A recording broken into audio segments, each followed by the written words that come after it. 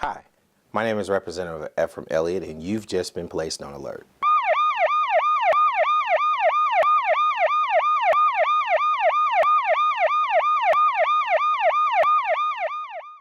Thank you for tuning into the Elliott Alert.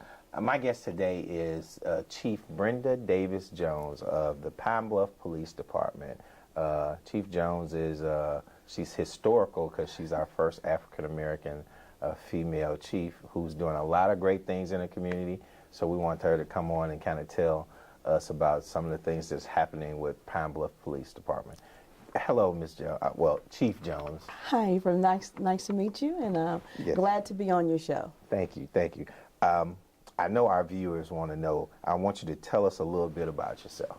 Wow, I think everybody's tired of hearing about that. No, we're not. No, we are not.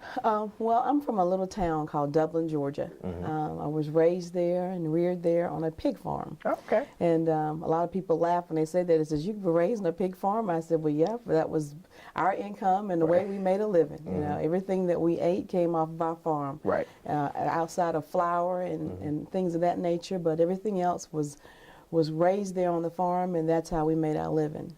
I am the youngest of 7 children. Okay. And so my sisters are much, much older than I am. In fact, my oldest sister is in her 70s. Wow. She'd probably kill me if she heard me say that. She's told it. But, she didn't say which one, though. No, I did. But so there's always a big gap in age there for us. So my mentor and everything was my mother. So she was the inspiration for a lot of things.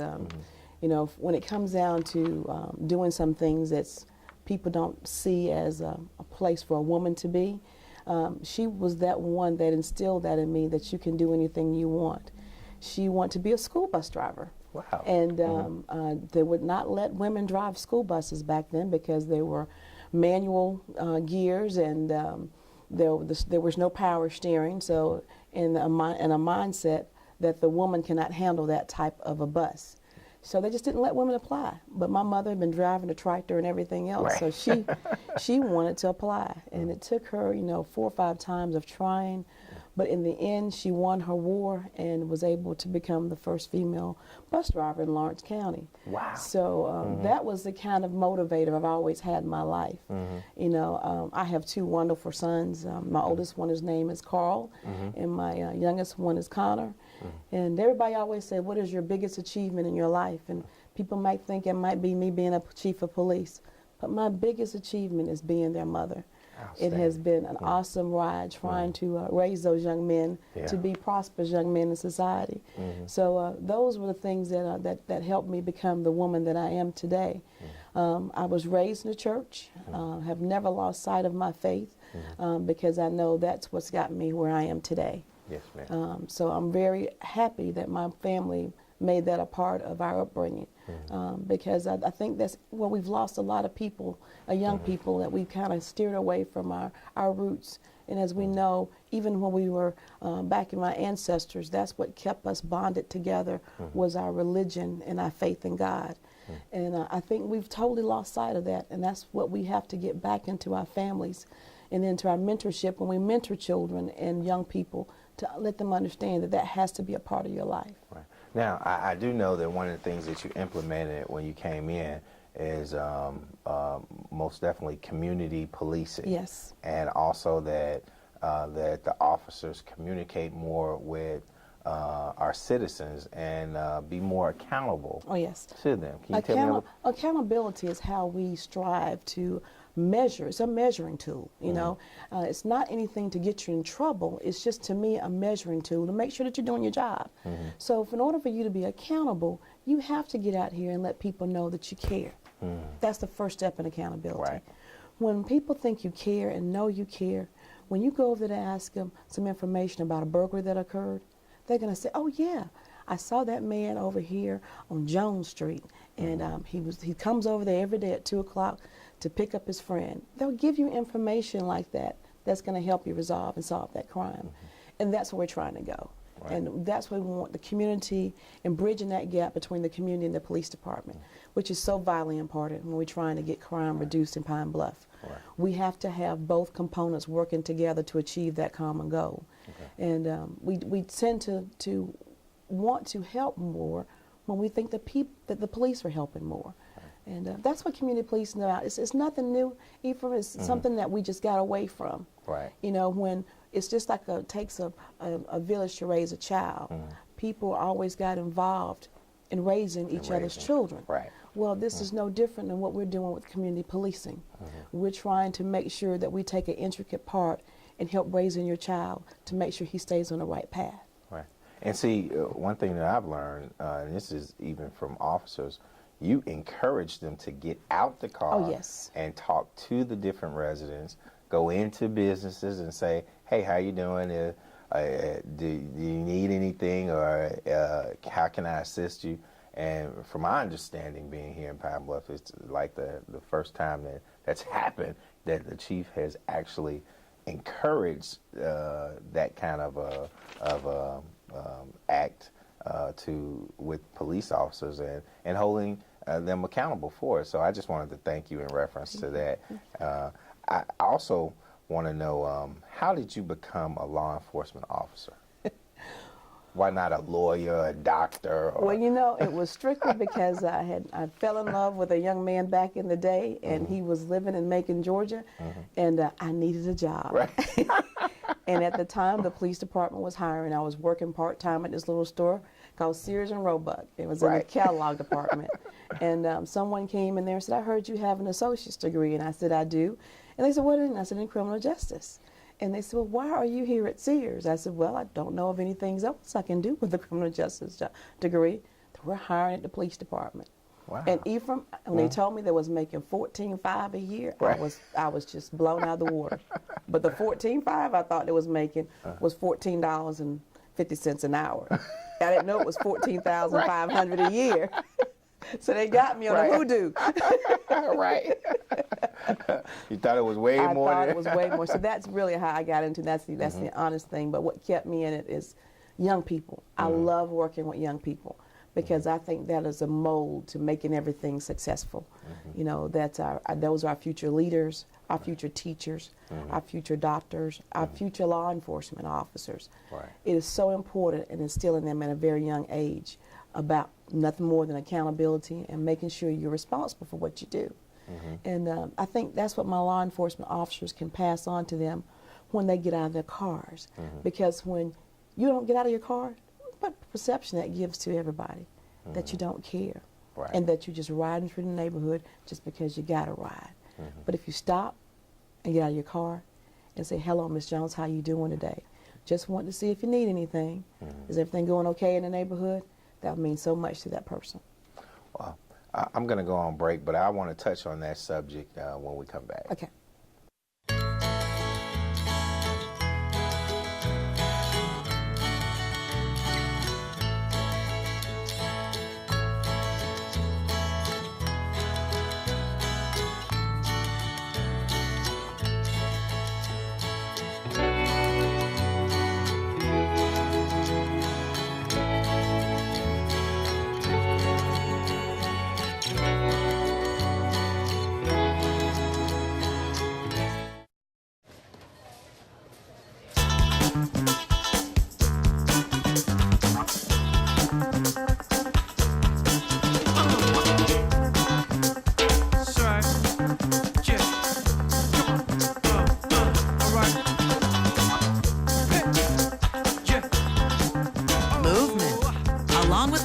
It's one of the many ways to fight osteoarthritis pain.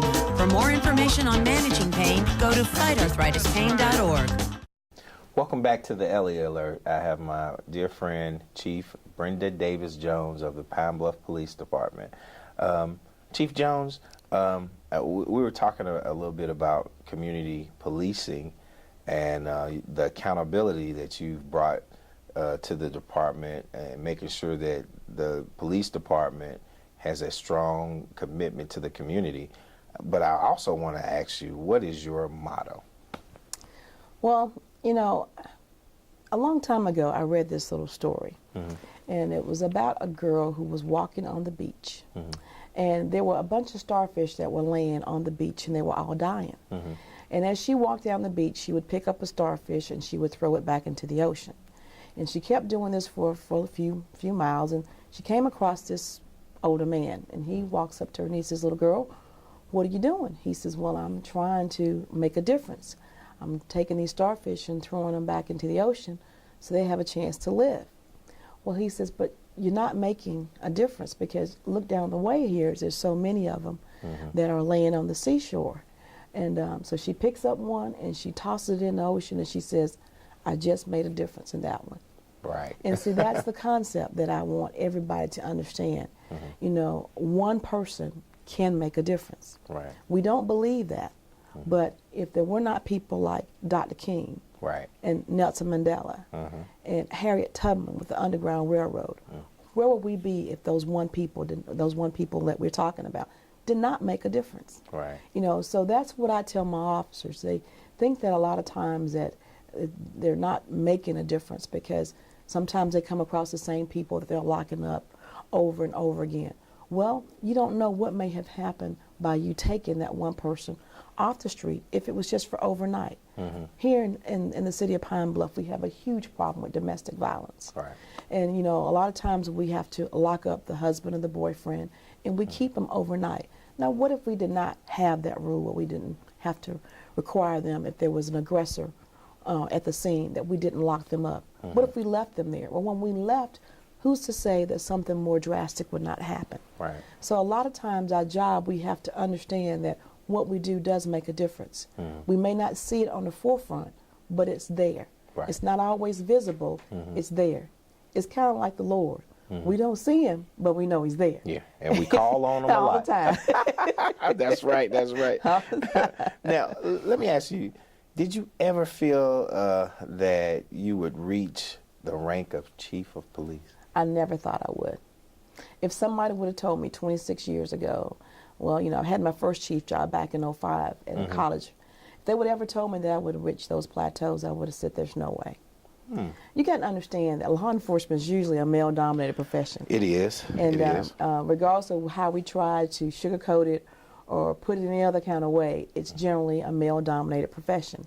In fact, when I first came on the police department in the early '80s, I had one of my supervisors tell me, he said, "You would be just fine if you understand that you are here just for a moment." You know, we don't know how long you're going to be here, but you're here just for a moment. And for that moment that you're here, if you just listen and shut up and don't cause any problems, you'll do well. Wow. But to me, that was just something that wasn't in Arkansas now. No, that wasn't in Arkansas. That was in Georgia. That was in Georgia. But to me, that just made me want to show him that, oh, you're so wrong. Right. I can do much more than what I'm doing. So when I reach, it's almost setting those many steps. You know, like Dr. King said, you don't have to see the whole staircase in order to take that first step. All you need is faith to take that first step. So that's what I did. When I reached the level of sergeant and then detective sergeant, I said, okay, this is going pretty good. Let's not stop now. and here I am today. Wow. You know. So you just have to find out the fine tunings of what works and what you have to have in order to go to that next level.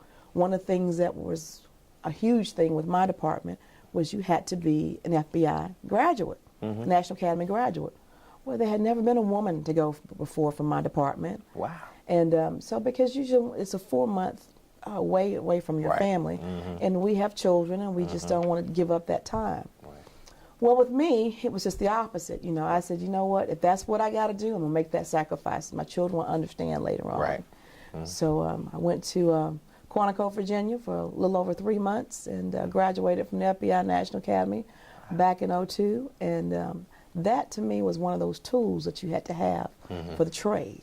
It's almost like having the tools in a toolbox in order for to be an electrician or a plumber. Well, it's one of those tools you have to have in that toolbox to be in the management level of the police department. Wow. So. And you said you graduated in '02. '02. Wow. And what was your first chief job? I was a chief of Fort Valley State University. It's a college in South Georgia, Peach County. I was there for 5 years. Wow, Peach County. Peach County. You left Peach County to come to Arkansas Pine Bluff. Well, you know, I think God ordered my steps here. Right. And when I say that is that I wasn't very happy in that position, but I do believe in praying before you make a decision. Right. So what I did is I got on my knees in my office and I said, God, if this is where I'm supposed to be, let me learn to love my job. Right. If not, That's very powerful. then let me go somewhere else. Right. So, and God led me here to Pine Bluff, so I'm here. Outstanding. Well, we're glad that you're here, and I also wanted to ask you. I know when you came, you did some changing in reference to, in reference to scheduling with different police officers and stuff like that. But I can tell you that immediately I began to notice more police officers on the street when you made that change. So I'm going to let you talk about it a little bit, but we're going to go to break, and once we come back from break, we'll visit about that. Okay. Tommy's a really good kid. He's really helpful around the house. He loves to play with his friends. He loves school, too. He's real smart. My Tommy would never even think about trying alcohol. Isn't that right, sweetie? Real kids are curious about alcohol. 40% tried by the 8th grade. Talk early, talk often, get others involved. What gets you moving? Because when you get moving an hour a day, You'll have the energy to skate through anything. So whether you like to work the half pipe, Kick the soccer ball around. or ride your bike. carve out some time every day to get moving. But do it your way. Because it can be whatever you want it to be. Just get active. Wrap it up. Move it your way and be a player. Get up and play an hour a day, Doc. Check out how to be a player at letsmove.gov. Head online to get tips on great ways to get moving every day. That's www.letsmove.gov. Welcome back to the Elliott Alert. I have Chief Brenda Davis-Jones from the Pine Bluff Police Department as my guest. Chief Davis, when we left from break, we were talking about some of the new changes that you've made. So can you kind of talk about some of the changes that you've made? Well, the first significant change I made when I got here was that we had 4 deputy chiefs. And I eliminated one of those positions. We had a lieutenant that was in acting capacity. And we had a vice unit that we just had by itself that was over here in La La Land and didn't seem to be sharing information with the Detective Bureau, and they're supposed to be kind of working in unison together. So we combined those 2 units, so that broke it down for me having just 3 deputy chiefs. Well, then I moved each one of them around from their respective areas to a different area. That was the most significant change. Okay. And I've always prided myself on being able to talk to somebody from, for a little while and being able to pick out what I see as your positive points and what I think will be effective in my department. And that's kind of what I did with each one of my deputy chiefs. We sat down and we talked. And based on my conversations I had on them, I put them in I felt the unit that would be more suitable for them at that particular time. So that was the first change. The next change we made after that was I was tired of coming to work and never seeing anybody. In fact, the night that I was sworn in, I got in my personal vehicle and rode around the city of Pine Bluff. Thank God for GPS. Right. Right. And just to see, if I could come in contact with some of my officers and talk with them and so forth. Well, I rode around for 4 hours. Wow. And did not see anybody. And that was, to me, was really depressing to me.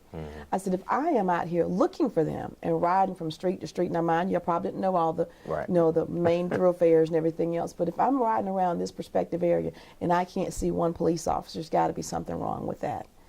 And then the next day when I came to work, on my way in to meet with my staff for the first time, they had given me a police radio that evening, and I heard that we had 15 calls pending, holding, and that really upset me.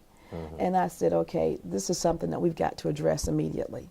So within the next 2 weeks, I asked for plans from my prospective deputy chiefs, and they gave me ideas, but they didn't seem to remedy the problem. A lot of them was talking about hiring more people. Well, that takes about 6 or 7 months. That's not an immediate impact. Right. So what I did is I instituted the 12-hour shift, and where we were only having 4 to 5 officers on a shift at a time for the entire city of Pine Bluff. Now, with this 12-hour shift, it puts 17 officers on the road on each shift. So it almost triples the amount of officers you have out there. So that's why they're so visible now. And the first month after instituting that, we had a 17% reduction in crime from that previous year. So that shows you that immediate impact just by the visibility factor. Visibility is a great deterrent when it comes down to crime, and we have to understand that. So just seeing a police officer riding through your neighborhood is going to deter somebody from breaking into your house over here, because they never know when you're going to ride back through again. Exactly. So those were probably the most significant changes that we made, were those two things. Of course, there were certain personnel changes that we did throughout each unit. There were certain people that were in their departments for 20 years. To me, you become pigeonholed when you stay in an area that long, and you're not able to share with the new officers that are coming on some of the things that you've learned, that wealth of knowledge. If you're an expert in crime scene investigation, how about taking that tool that you have and taking it to the road, to the patrol division, and show those officers what it takes to be a good crime scene investigator. That way, when they go on a crime scene, they know what to look for.